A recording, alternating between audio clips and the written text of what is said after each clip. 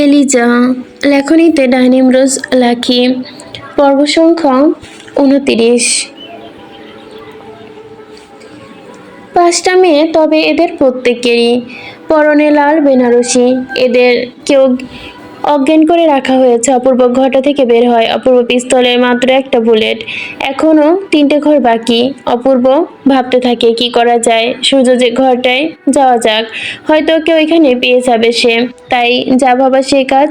সূর্য যে ঘরে আছে সেই ঘরের দিকে পা বাড়ায় অপূর্ব। অপূর্ব সূর্যের ঘরে দরজা লক করতে দরজা বরাবর শুট করে। অপূর্ব চোখ বড় করে ফেলে। অনেক বড় ঘর, সবকিছু সোনার মতোই চিকচিক করছে। সোনালী রঙের দেওয়াল থেকে শুরু করে সব যেন সোনায় মোড়ানো। চারদিকে নৃত্যশিল্পীর ছবি, অন্যরকম নৃত্য শিল্পী নয়, সমস্ত ছবি রঞ্জনা। সূর্য আর ডক্টর ইব্রাহিম মুখোমুখি বসে কথা বলছে। আশেপাশে 6 চালা, তবে তারা কেউ দেশি নাগরিক নয়, বিদেশি। শরীরে সাদা ধবধবে, চুলগুলো লাল। অপূর্বকে দেখে মাত্রই চালাগুলো ঝাঁপিয়ে পড়ে। ঠিক তখনই সূর্য বাধা দেয়। ডক্টর ইব্রাহিম হকচকিয়ে যায়, চশমাটা ঠিক করে টিস্যু দিয়ে ঘাম মুছে পানি খায়। সূর্য চালাদের নিষেধ করে। অপূর্ব সূর্যকে ধাক্কা দিয়ে ফেলে দেয়। রাগে আর আক্রোশে ঘৃণার ভঙ্গিতে বলল, মিথ্যাবাদী, খুনি, বেঈমান, হিংস্র, শেষ করে দেব তোকে আজ। অপূর্বকে এলোপাথারিভাবে মারতে থাকে। অপূর্ব সূর্যকে এলোপাথারিভাবে মারতে থাকে। একটা ঘুষি লাগে সূর্যের ঠোঁটে। অপূর্বর ঠোঁট বেয়ে গড়িয়ে পড়ছে রক্ত। ডক্টর ইব্রাহিম এক কোনো চাপে বসে আছে। অপূর্বর ক্রোধের স্বরেই বলল,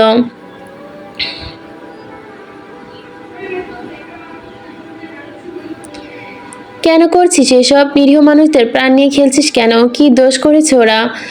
মেয়েরা মায়ের জাত, ওদের ও ছাড়লি না। কি করেছে ওরা? জবাব দে, বল কেন করছিস? সূর্য অপূর্বর হাতটা সরিয়ে ধাক্কা দেয়। সবকিছুর জন্য তুই দায়ী, তুই দায়ী, তোর গোটা পরিবার দায়ী। অপূর্ব পেছন টপকে দেওয়ালের সাথে ধাক্কা খায়। কি বলছে সূর্য এসব? আমি দায়ী মানে? এসব আমার পরিবার কি করেছে? বল কি করেছে আমার পরিবার? অপূর্ব নিস্তেজ হয়ে যাচ্ছে সূর্যের কথা শুনে। আমি সবকিছুর জন্য দায়ী? কি বলছে সূর্য? সূর্য ঠোঁট কুঁচকে হেসে দেয়। সূর্য এদিক ওদিক ঘাড় ঘুরিয়ে নেয়। কতটা অদ্ভুত দেখায় সূর্যকে। কানে দুল, গলায় চেন, ভুরুটা কাটা, ভয়ঙ্কর আচরণ করছে। অপূর্ব নিশ্চুপ দাঁড়িয়ে। ডক্টর ইব্রাহিম অপূর্বকে দেখার পর থেকে বারবার পানি খাচ্ছে আর টিস্যু দিয়ে মুখ মুছছে।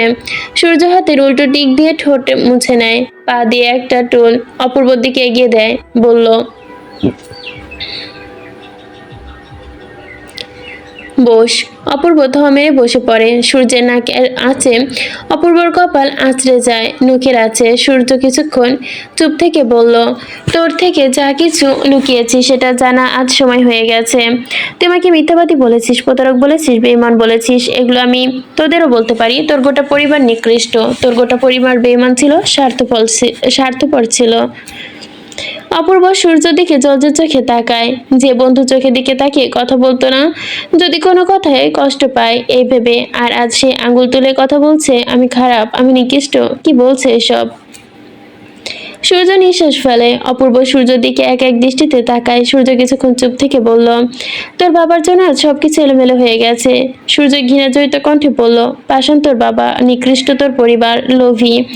অপূর্ব কিছু বলতে পারছে না, বলার মতো শক্তি নেই। অপূর্ব ভাঙা গলায় বলল, কি করেছে আমার বাবা? কি করেছে আমার পরিবার? আমাকে কেন তুই দায়ী বলছিস? সূর্য কর্কশ কণ্ঠে বলে, তোদের বেমানির জন্য, লোভের জন্য আজ এই পরিবার, বাবুর রাজ্যটা শ্মশানে পরিণত হয়েছে। সুখ শান্তিতে আলোড়ন ভরপুর ছিল এই রুশ রাজ্য, সব ধ্বংস করেছে তোর পরিবার। অপূর্ব সূর্যের দিকে দেখে। সূর্যের কথা শুনে অবাক হয়ে যাচ্ছে সে। চারদিকটা ভেঙে পড়ছে যেন তার মাথার ওপরে। আকাশটা ভেঙে পড়ছে যেন। তৎক্ষণাৎ উপস্থিত হয় একজন নার্স। সূর্যকে উদ্দেশ্য করে নার্সটি বলল, ছেলেদের 2য় ডোজ দিয়ে দিয়েছি। ডক্টর ইব্রাহিমকে ইশারা করলো সূর্য। ডক্টর ইব্রাহিম বসা থেকে উঠে দাঁড়ালো। সূর্য বলল, তার অনুমতি নিয়ে তবে কাজ করবেন, সাথে চুপস ডিপিএলকে নিয়ে নেবেন।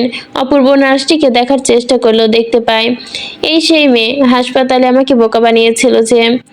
অপূর্ব ইচ্ছা করে এখানে শেষ করে দেয়, কিন্তু কিছু বলল না। অপূর্ব সূর্যের একটা কথা শুনে হতভাব। সূর্য একটু আগে বলল সে যে যদি অনুমতি দেয় তবে কাজ শুরু হবে, তার মানে এসব তার জন্য, সবকিছুর জন্য সেই দায়। কি অবাক, কি হচ্ছে এই নার্সকে দ্বারা? সূর্য চোখ দুটো বড় করে ভয়ঙ্কর স্বরে বলে, সে নার্স নয়, এ একজন খুনি। অপূর্বর অধিক আগ্রহে বসে আছে। সূর্য কি বলতে চায়? সূর্য বলতে শুরু করে। অপূর্বর দিকে তাকিয়ে, বাবর সিকদার যে ছিলেন একজন গণ্যমান্য ব্যক্তি, যিনি ছিলেন একজন প্রভাবশালী, ছিল না তার কোনো কিছুর কমতি। সে ছিল একজন সৎ সাহসী ব্যক্তি। তার প্রাণ ছিল একমাত্র বন্ধু। তিনি একজন প্রভাবশালী, আর তারও ছিল নামডাক। তিনি ছিলেন তিলকনগরের ভরসাস্থল। তার নাম হতো জাহাঙ্গীর চৌধুরী। বাবর সিকদার এবং জাহাঙ্গীর চৌধুরী, তাদের বন্ধুত্ব ছিল অটুট।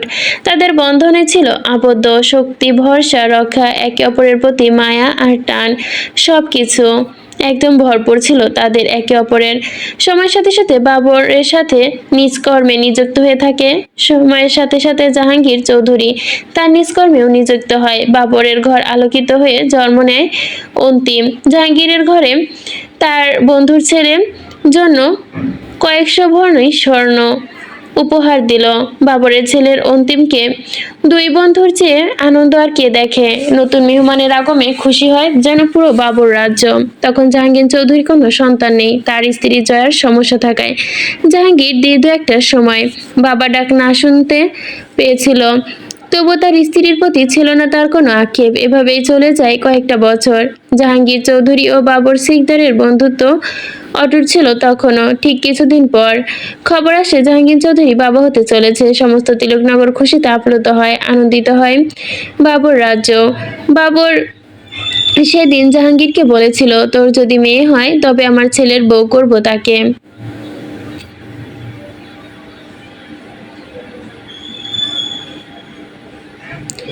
তখন জাহাঙ্গীর বলেছিল, আর যদি ছেলে হয়? তখন বাবর বলেছিল, আমার কন্যা নেই, কিন্তু যদি সৃষ্টিকর্তা দেয় তাহলে তোর ছেলেকে আমার জামাই বানাবো।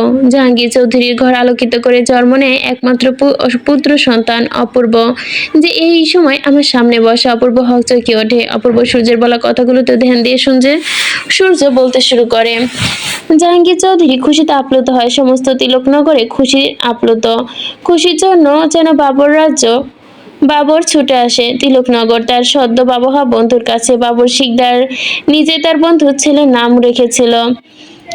সেই নামই রাখা হয় জাহাঙ্গীর চৌধুরী একমাত্র ছেলের, অপূর্ব চৌধুরী, কারণ অপূর্ব ছিল সুদর্শন।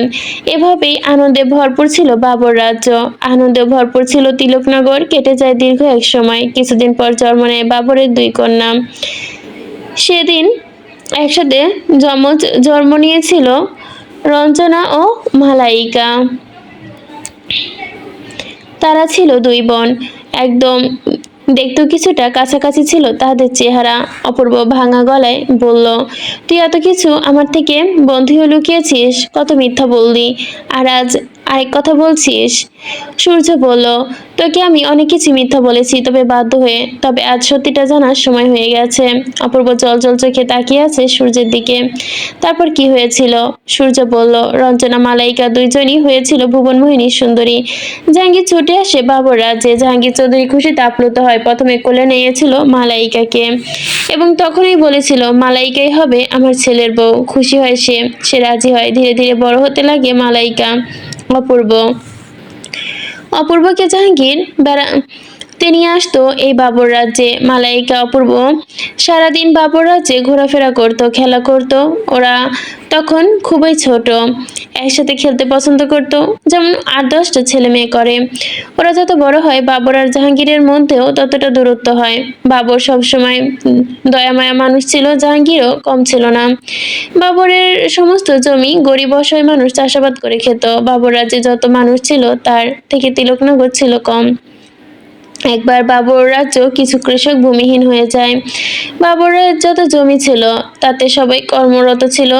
নতুন করে যারা জমি চায় তাদের জন্য বাবর জমি দিতে পারছিল না। বাবর চিন্তায় পড়ে যায়, কি করবে তখন। বাবর তিলকনগরে লোক সংখ্যা কম। বাবর আর জাহাঙ্গীরের মধ্যে কথোপকথন হয়। বাবর রাজ্য ও তিলকনগর 2 গ্রামের মধ্যে সীমানা রয়েছে। বাবর বলল, তোর জমি থেকে আমাদের কিছু জমি দে। এই অসহায় চাষাদের সেই জমিগুলো আমি দিতে চাই। যদি তোর আপত্তি না থাকে আমার অসহায় কৃষকরা চাষ করে খাক। জাহাঙ্গীর এটা শুনে মুখ কালো করে ফেলে। জাহাঙ্গীর কোনো মতেই রাজি হলো না। এভাবে বাবর অনেকক্ষণ বলার পর জাহাঙ্গীর রাজি হয় না। তখন বাবর বলল, তুই আমার কিসের বন্ধু? আমার প্রয়োজন যদি না বুঝিস। জাহাঙ্গীরের কর্কশ মেজাজে বলল, আমার কোনো বন্ধুর দরকার নেই। বাবর রাগ করে জাহাঙ্গীরের কলার টেনে ধরে। জাহাঙ্গীর ধাক্কা মেরে বাবরকে ফেলে দেয়। এই দেখে বাবরের সাথে থাকা লোকজন জাহাঙ্গীরকে পেটাতে শুরু করে। সেদিন জাহাঙ্গীর একাই ছিল। বাবর বাধা দিল লোকেরা যেন জাহাঙ্গীরকে আঘাত করে। এক পর্যায়ে বাবর আটকাতে পারল। জাহাঙ্গীর সেদিন ক্রোধে সরে গিয়েছিল। তোর আর আমার বন্ধুত্ব এখানেই শেষ। কিন্তু সেদিন থেকে বাবর আর জাহাঙ্গীরের মধ্যে দ্বন্দ্ব শুরু হয়। জাহাঙ্গীর এক পর্যায়ে সিদ্ধান্ত নেয় তিলকনগর ছেড়ে ঢাকাতে চলে যাবে। জাহাঙ্গীর তাই করলো। নিজের জমি সব বিক্রি করে ঢাকাতে চলে গেল। তিলকনগর গ্রামের মানুষ তখন অসহায় হয়ে পড়ে। অসহায় বলতে একদমই অসহায়। তাদের দেখার মতো মানুষ ছিল না ওই মুহূর্তে তখন আর। হায় হায় করতে থাকে সকলে, কোথায় যাবে কি করবে। তখন বাবর সিকদার তিলকনগরে শাসন কার্য চালায়। বড় হতে লাগে রঞ্জনা মালাইকা। অন্তিম সবার বড় ছিল, তোর থেকেও বড় ছিল। তবে রঞ্জনার মালাইকা একই ভ্রূণে জন্ম নিয়েছিল। তাদের আচরণ ছিল একদম ভিন্ন। দুবোন হয়েছিল ভিন্ন ধর্মী, দেখতে প্রায় একই রকম ছিল। রঞ্জনা ছিল সাহসী, মালাইকা ছিল ভীতু। তোর বাবা তাকে ঢাকার স্কুলে পড়াশোনা করায়। তখন জাহাঙ্গীরের ঘর আলোকিত করে আসে অর্পা, বাবরের ঘরে আসে প্রিয়া।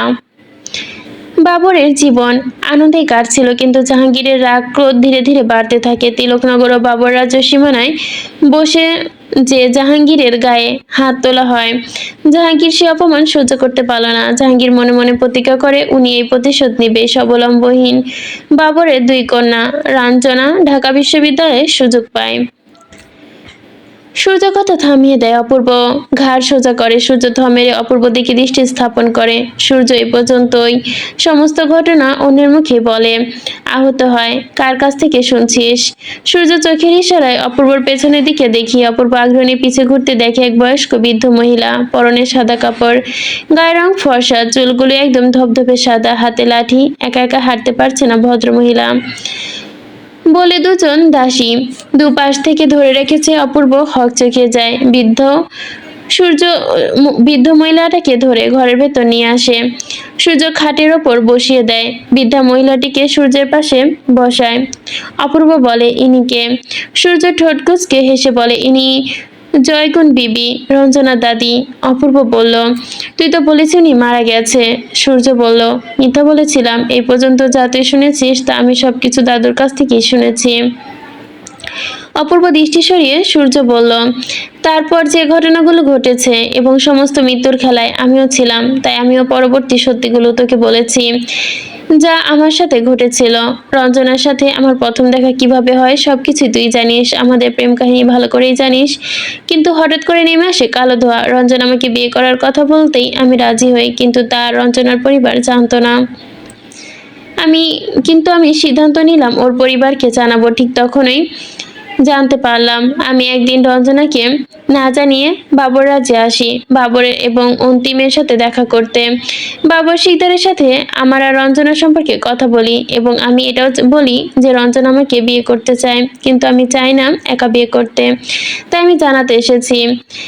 তাই রঞ্জনাকে না জানিয়ে আপনাদের সাথে কথা বলতে এসেছি।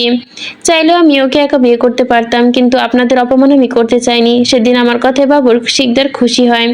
উনি বলেছিলেন যে চাইলেই তুমি আমার মেয়েকে একা বিয়ে করতে পারতে, কিন্তু তুমি তা করনি। নিশ্চয়ই তোমার পরিবার তোমায় সঠিক শিক্ষা দিয়েছে। আমি সেদিন খুব খুশি হই। আমি রঞ্জনার বিয়ের ইচ্ছেটা নিয়ে বাবরকে বলি। সবকিছু খুলে বলার পর সেরাও চায় রঞ্জনার বিয়ে সমুদ্রের তীরে হোক। বাবর বলল, আমরা সবাই মিলে যমুনা নদীর তীরে রঞ্জনার বিয়ের আয়োজন করি, কিন্তু রঞ্জনা এসব যেন না জানে। তাই আমরা সবাই প্ল্যান করি, আমাদের পরিকল্পনা অনুযায়ী সবকিছু করা হয়, কিন্তু হায়নাগুলো রঞ্জনাকে বাঁচতে দেয় না। বাবর রঞ্জনার মৃত্যু মেনে নিতে পারেনি। অন্তিম রঞ্জনার মৃতদেহ দেখে অজ্ঞান হয়ে গিয়েছিল ওই দিন। তার জ্ঞান ফেরে অনেক পরে। ঢাকা পুলিশ স্টেশনে আমরা সবাই গিয়েছিলাম কেস ফাইল করতে, কিন্তু উপস্থিত হয় সৈকতের বাবা, আমাদের ডিসি সাহেব। উনি কেস ফাইল করতে দেয়নি। সকলে ফিরে আসে বাবর রাজ্যে। আবার রঞ্জনার লাশ দাফন করা হয় তিলকনগর। কারণ বাবর শিকদার এর মত, সাহসী সৎ একজন মানুষের কন্যাকে কেউ ধর্ষণ করে হত্যা করেছে, এটা গ্রামবাসী মেনে নিতে পারতো না। সবাই বাবরের দিকে আঙ্গুল তুলবে, আর সেই আঙুলটা তোলার ভয়েই সবাই মিলে সেই রাতেই রঞ্জনাকে মাটি দেওয়া হয় তিলকনগরে। সবাই হতাশ ছিল। দুদিন পর পুলিশ উপস্থিত হয় বাবর রাজ্যে, এবং ওনারা যা জানায় তা আমরা কেউ শোনার জন্য প্রস্তুত ছিলাম না। ডিসি সাহেব জানায় রঞ্জনা একাধিক পুরুষের সাথে সম্পর্ক ছিল, এবং রঞ্জনা একাধিক পুরুষের সাথে পাপচারে লিপ্ত ছিল, যার ফলস্বরূপ তার এই মৃত্যু।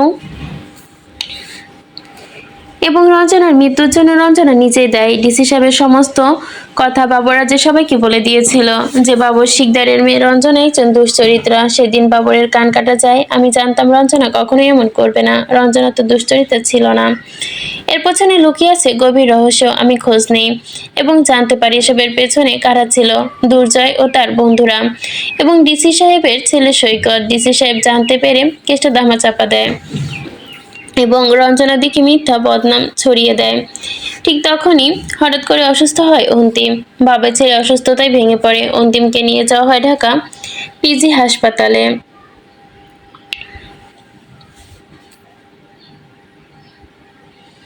সেই সময়ই একই সাথে অসুস্থ ছিলিস তুইও তখন বিদেশ থেকে ফিরে এসেছিলিস, কিন্তু তোর অসুস্থতার কথা আমি জানতাম না। অন্তিমকে ভর্তি করানো হয় পিজি হাসপাতালে, এবং তোকে ভর্তি করানো হয় ঢাকা পিজি হাসপাতালে। ডক্টর ইব্রাহিম তো চিকিৎসা করে, জানায় তোর হাড়ে ছোট 4টা ছিদ্র হয়ে গেছে। আগামী 72 ঘন্টার ভেতর যদি তোর হাড় পরিবর্তন করা না হয় তবে তোকে বাঁচানো সম্ভব হবে না। তৎকালীন তোর বাবার চোখে পড়ে বাবরের দিকে। বাবর এই হাসপাতালে কি করছে? জাহাঙ্গীর বলল। ডক্টর ইব্রাহিমের সাথে বাবর কথা বলছে। জাহাঙ্গীর আগ্রহ নিয়ে ডক্টর ইব্রাহিমকে বলে। ডক্টর ইব্রাহিম বলল, তেমন কিছু না, অতিরিক্ত চিন্তার চাপে ওনার ছেলের হাড় দুর্বল হয়, এখন সুস্থ আছে। তখন তোর বাবা এক জঘন্য পরিকল্পনা আঁটে। তোর বাবা সেদিন বলল, বাবরের ছেলের হার্ট অপারেশন করে আমার ছেলের শরীরে স্থাপন করো। ডক্টর ইব্রাহিম হকচকিয়ে যায়। এ কেমন কথা? যত টাকা লাগে আমি দিব। ডক্টর ইব্রাহিম আপত্তি জানায়, এরকম অনেক কাজ সে করবে না। তাছাড়া অপূর্ব জন্য হার্ট কোনো হাসপাতালেও পাওয়া যায়নি। জাহাঙ্গীর ডক্টর ইব্রাহিমকে বলল, আপনাকে আমি 5 কোটি টাকা দেব যদি এই কাজটি করে দেন। এর পরিবর্তে এটা করতে হবে। ডক্টর ইব্রাহিম লোভে পড়ে যায় এবং ঠিক করে সেই মুহূর্তে জাহাঙ্গীর ও তার ছোট ভাই, তোর ছোট চাচা, এই পরিকল্পনা আঁটে। জাহাঙ্গীর ভাবল, এই সুযোগ কাজে লাগিয়ে বাবরের সমস্ত সম্পত্তি আমাদের আয়ত্তে করে নেব। তৎক্ষণাৎ জাহাঙ্গীর ইব্রাহিমকে বলল, তোমাকে আরো একটা কাজ করতে হবে। ডক্টর ইব্রাহিম জানতে চায় কি কাজ। তখন জাহাঙ্গীর বলল, তুমি বাবরকে বলবে আপনার ছেলের হার্ট পরিবর্তন করতে হবে। এর জন্য মোটা অঙ্কের টাকা দরকার, এবং হার্ট বিদেশ থেকে আনতে হবে।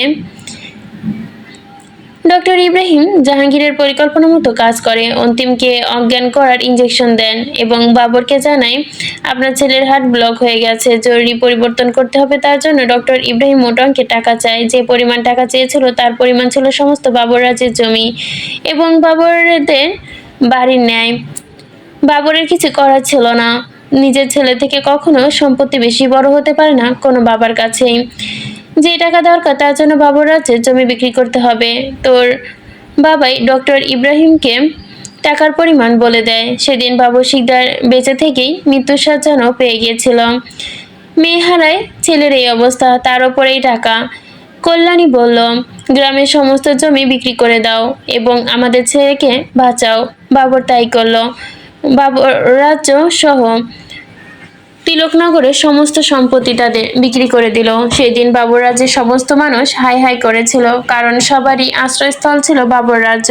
আজ সেই সব কিছু বিক্রি করে দেয়। গ্রামের অনেক মানুষ বাড়ির সামনে এসে নিজের শরীরে আগুন দেয়, কারণ তাদের বেঁচে থাকার আর কোনো ভরসা নেই, রোজগারের মাধ্যম আর নেই। বাবর সেদিন সম্পূর্ণভাবে ভেঙে পড়ে। বাবর সবকিছু বিক্রি করে দেয়, ডক্টর ইব্রাহিমের হাতে টাকা দেয়। ডক্টর ইব্রাহিম সেই টাকা তোর বাবা অর্থাৎ জাহাঙ্গীরের হাতে তুলে দেয়। জাহাঙ্গীর আর তোর ভাই অর্থাৎ শ্রাবণের বাবা এই টাকা ভাগাভাগি করে নেয়। শ্রাবণের বাবা বিদেশে এই টাকা দিয়ে ব্যবসা শুরু করে, আর তোর বাবা আঠারোটি ঢাকা শহরে 18টি বাড়ি কেনে। যে বাড়ির কথা তুইও জানিস না, সেই সমস্ত বাড়ি তোর নামেই করা।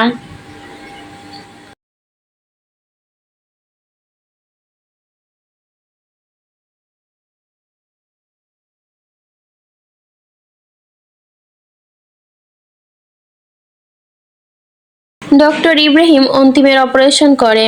ডক্টর ইব্রাহিম বাবরকে জানায় অপারেশন করতে দেরি হয়ে গেছে, আপনার টাকা নিয়ে আসতে দেরি হয়ে যায়, অন্তিম মারা যায়। তখন অন্তিমের বয়স ছিল 27 বছর। ডক্টর ইব্রাহিম অন্তিমের হার্ট তোর শরীরে স্থাপন করে দেয়।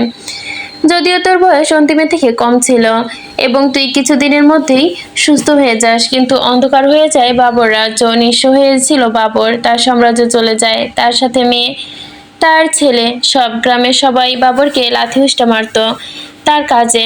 বাবর যাদের কাছে জমি বিক্রি করেছিল তারা বাবরকে 12 ঘন্টা সময় দিয়েছিল তার বাড়ি ছাড়ার জন্য। তখন জয়গুণ অর্থাৎ আমাদের দাদি, সে ছিল তার বাবার বাড়ি, সবকিছু হারানোর বেদনা সহ্য করতে পারে না। গ্রামের সবাই রঞ্জনাকে তুলে বেশি উপাধি দিত। বাবার এসব সহ্য করতে না পেরে সিদ্ধান্ত নেয় সেই দিন বাড়ির ছাড়ার নোটিশ দেবে। সেই দিন রাতে বাবর আর তার স্ত্রী আত্মহত্যা করার সিদ্ধান্ত নেয়। আত্মহত্যা করার আগে বাবর মালাইকাকে বলে, তুই আর প্রিয় কোথাও চলে যা। মালাইকা ভয়ে চুপসে যায়, সমস্ত শরীর তার কাঁপুনি দিয়ে ওঠে। বাবর বলল, তোর ছোট বোন প্রিয়কে নিয়ে তুই এই গ্রাম ছেড়ে চলে যা, আর হ্যাঁ, কখনো কোথাও আমার পরিচয় দিবি না। তোরা মালাইকা যেতে রাজি হলো না। বাবর জোর করে তাকে পাঠিয়ে দিতে চাইলো অন্যত্র।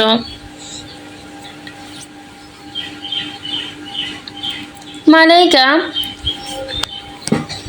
ও প্রিয়র ঘর থেকে বের হয়, দরজা বন্ধ করে দেয়। মালাইকা প্রিয়াকে কোলে জড়িয়ে নেয়। জানালা দিয়ে উঁকি মেরে যা দেখে, মালাইকা পুরোপুরি হতভম্ব হয়ে যায়। পুরো শরীর কাঁপুনি দিয়ে ওঠে সেদিন মালাইকার। সামনের দৃশ্যটি যেন তার জন্য সহনীয় ছিল না।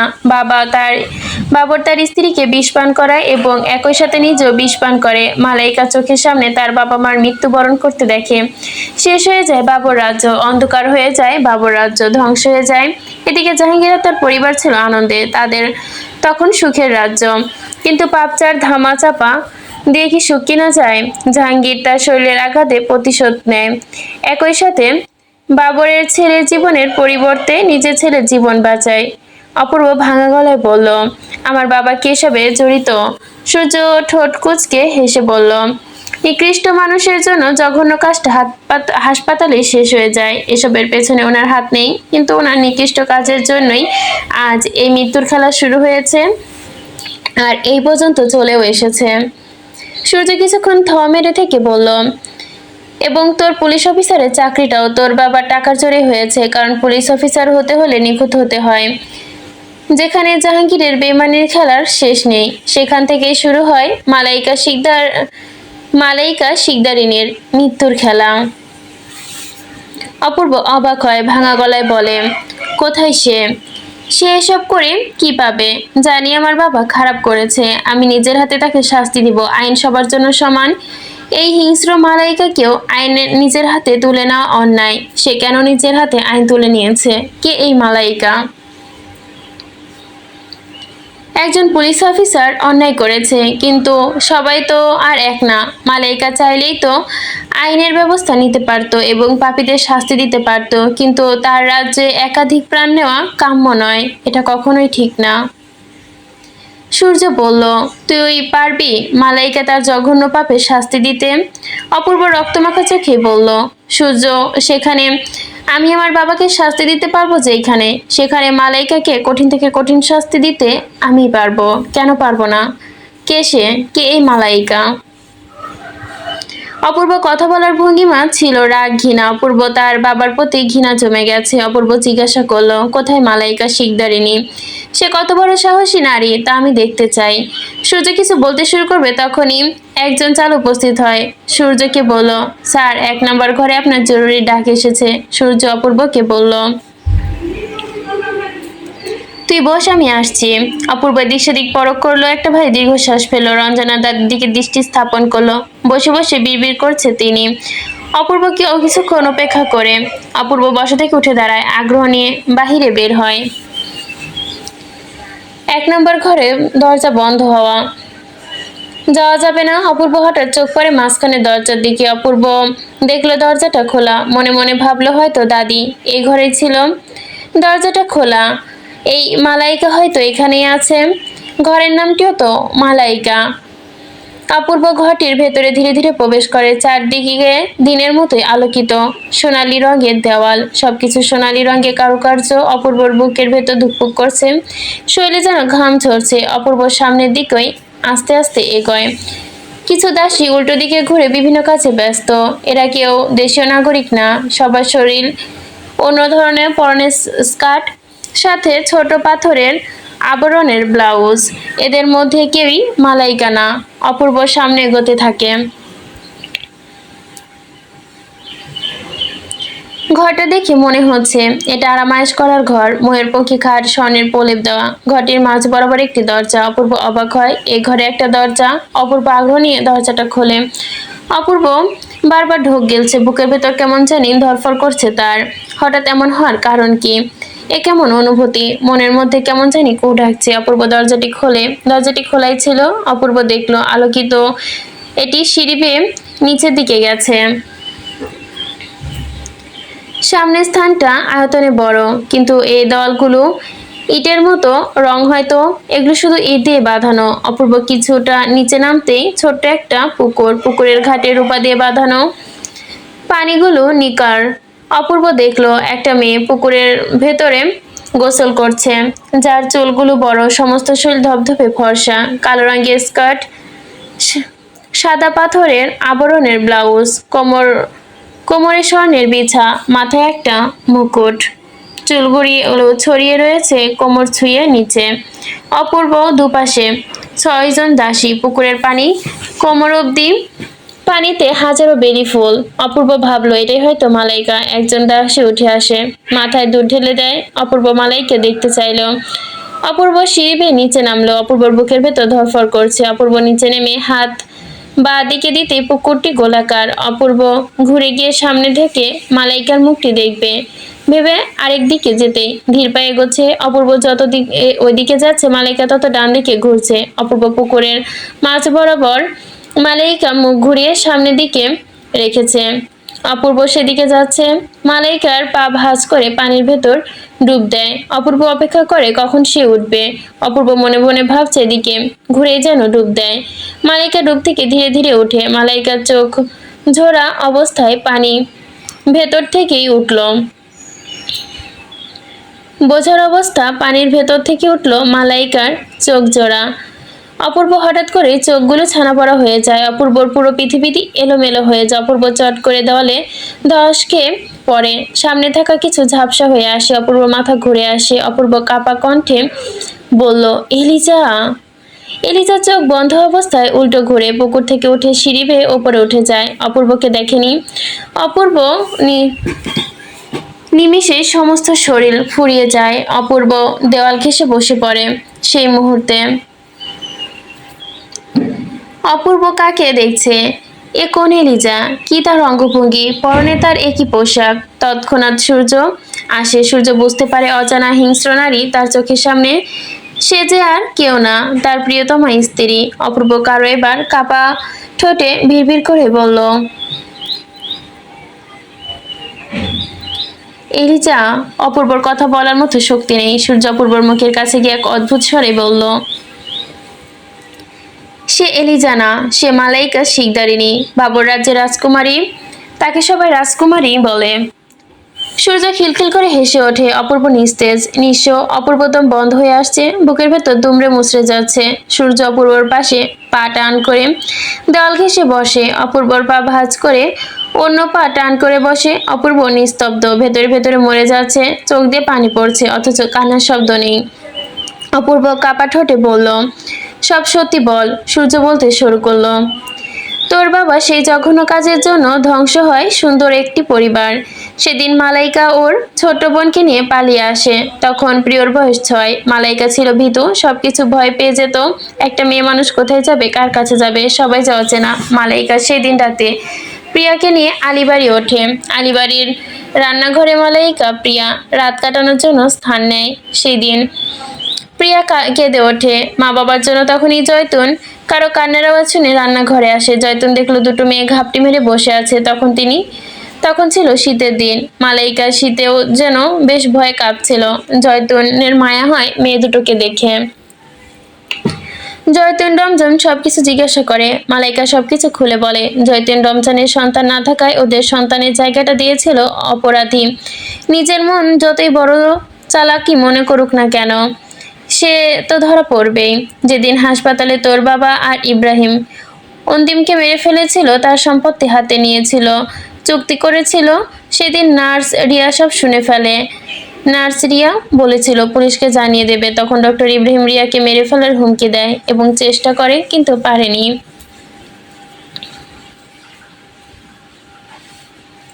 সেদিন থেকে রিয়া গায়েব। তোর বাবা রিয়াকে খুন করার জন্য কিছু গুন্ডাকে টাকা দেয়। রিয়া বুঝতে পেরেছিল যে ওর আয়ু আর বেশি দিন নেই, আর পুলিশকে যদি রিয়া জানিয়ে দেয় তবেও কোনো লাভ হবে না। কারণটা তুই জানিস। রিয়া খোঁজ করলো বাবর রাজ্য। জানতে পারে বাবর ও তার স্ত্রী মারা গেছে, বেঁচে আছে তার 2 মেয়ে, কিন্তু তারা কোথায় জানা নেই। রিয়া অনেক কষ্টে খুঁজে পায় মালাইকাকে। সেদিনই মালাইকা সবকিছু বলে দেয় তার কাছে। রিয়া সেদিন মালাইকাকে সবকিছু বলে দেয়, কিন্তু পরবর্তীতে রিয়াকে জাহাঙ্গীরের লোকেরা মেরে ফেলে।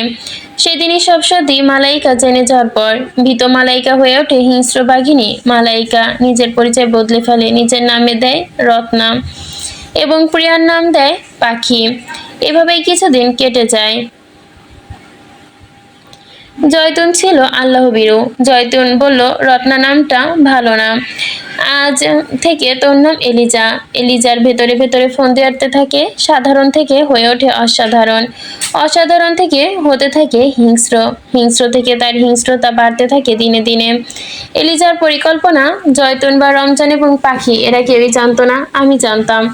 আমি জানতে পারি মালাইকা কোথায়। আমি দেখা করতে চাই। তখন মালাইকা আমায় সবকিছু খুলে বলে। আমিও খুলে বলি যে রঞ্জনাকে কারা মেরেছে, কিভাবে মেরেছে, সবটা। সেদিন থেকে শুরু হয় মৃত্যুর খেলা। আমরা দুটো জায়গায় আস্তানা তৈরি করি, একটা বাবর রাজ্য আর একটা রুশ রাজ্য। এই বাড়িটা যারা কিনেছিল তারা আর আসেনি, কারণ বাবর ও তার স্ত্রী আত্মহত্যা করেছে বলে আমরা একে একে অনেক নিরীহ মানুষের প্রাণ নেই। দুঃসহ শুরু হয় 28 বছর ছেলেদের কিডন্যাপিং। আমি টাকা দেই হিমেল এবং চিপসকে কিনে নেই। চিপস জানায় তার আরও একজন ডক্টর লাগবে। তখন ইব্রাহিমকে আমাদের মৃত্যুর খেলায় নিয়ে আসি, কারণ ডক্টর ইব্রাহিম ভয় পেয়ে গিয়েছিল যদি সবকিছু পুলিশকে বলে দেই। তাই তিনি আমাদের এ কাজে আমাদের সাহায্য করতে রাজি হয়।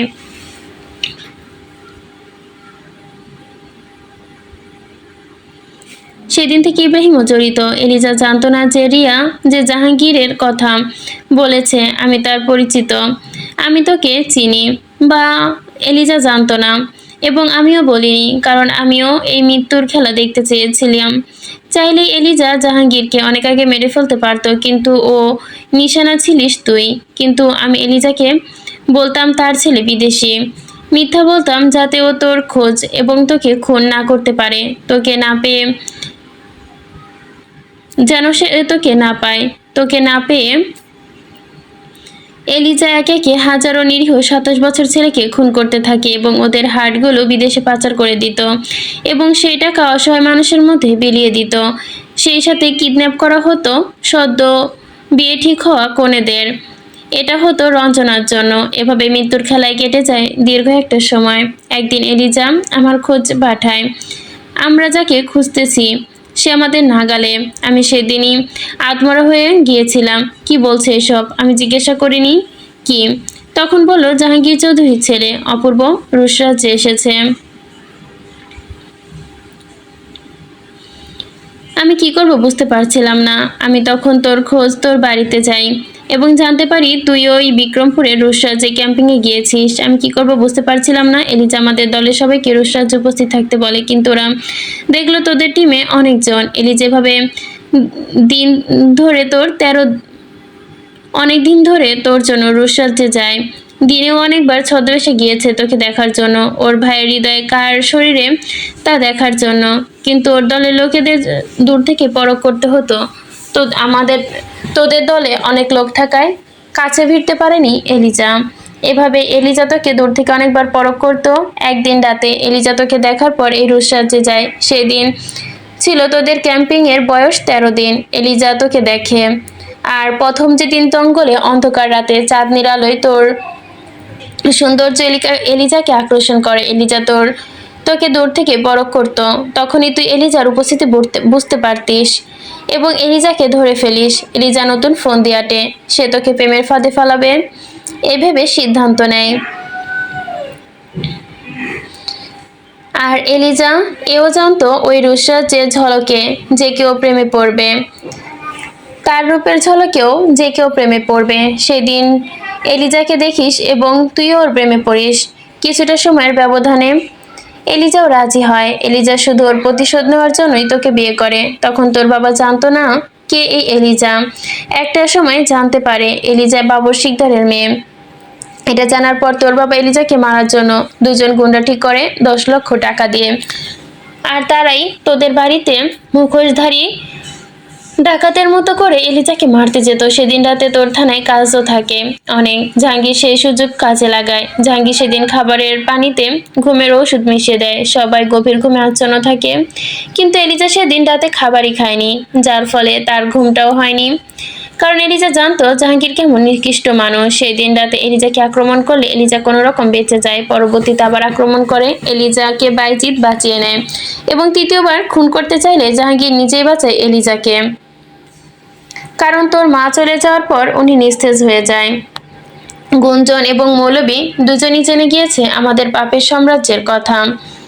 তোদের বিয়ের পরের দিন তুই সাদিক এবং গুঞ্জনকে দেখেছিস। সেদিন গুঞ্জন তোকে সবকিছু বলার জন্য গিয়েছিল, কিন্তু তা হয়ে ওঠেনি।